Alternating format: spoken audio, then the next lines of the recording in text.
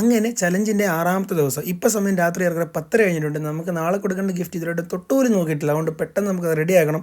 എങ്ങനെ റെഡിയാക്കാൻ ഓർത്ത് ഞാനും ഇബ്രു ഒരേപോലെ ഇരിക്കും, ഇതുപോലെ നടക്കൂടെയും ചോദിച്ചിട്ട്. പിന്നെ ഒന്നും നോക്കിയില്ല, ഒരു സൈഡിൽ നിന്ന് അങ്ങ് തുടങ്ങി. ഇത് ഭയങ്കര സിമ്പിളാണെന്നാണ് ആദ്യം വിചാരിച്ചത്. പക്ഷേ പെട്ടി റെഡിയായി കഴിഞ്ഞപ്പോഴത്തേക്ക് എന്ത് ലുക്ക്, ഈ പെട്ടി തന്നെ ഗിഫ്റ്റായിട്ട് കൊടുത്താൽ മതിയായിരുന്നു. അങ്ങനെ 1 മണിക്കൂർ കൊണ്ട് നമ്മൾ സംഭവം റെഡിയാക്കി. നമുക്ക് നേരത്തെ കിടന്ന് ഉറങ്ങണമായിരുന്നു. നാളെ രാവിലെ എഴുന്നേറ്റിട്ട് ഒരു കോട്ടയം വരെ പോകേണ്ട ആവശ്യമുണ്ട്. എന്തിനാണെന്നൊക്കെ ഞാൻ പിന്നീട് പറഞ്ഞുതരാം.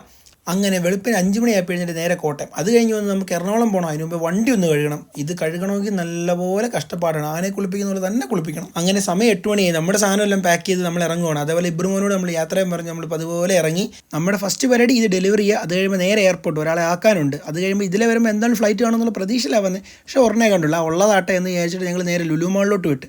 അവിടെ ചെന്നപ്പോഴാണ് ഫസ്റ്റ് കാഴ്ച കണ്ടത്. ഇതൊരു പോർഷയുടെ എഞ്ചിൻ. അതുപോട്ടെ, നമ്മൾ നേരെ നമ്മുടെ വർക്കിലേക്ക് എത്തി. ഇതാണ് നമ്മുടെ മെയിൻ പരിപാടി. എന്താണ് വർക്ക്, എന്താണ് കമ്പനി എന്നൊക്കെ പിന്നീട് പറഞ്ഞുതരാം. കാരണം ഇപ്പോൾ 24 hours ഇതിൻ്റെ പുറകെ. അതിനിടയ്ക്ക് ക്യാരംസ് ഒക്കെ ഞങ്ങൾ കളിക്കും കേട്ടോ. അങ്ങനെ രാത്രി 9 മണിയായപ്പോൾ ഞങ്ങൾ ചങ്ങനാശ്ശേരി എത്തി.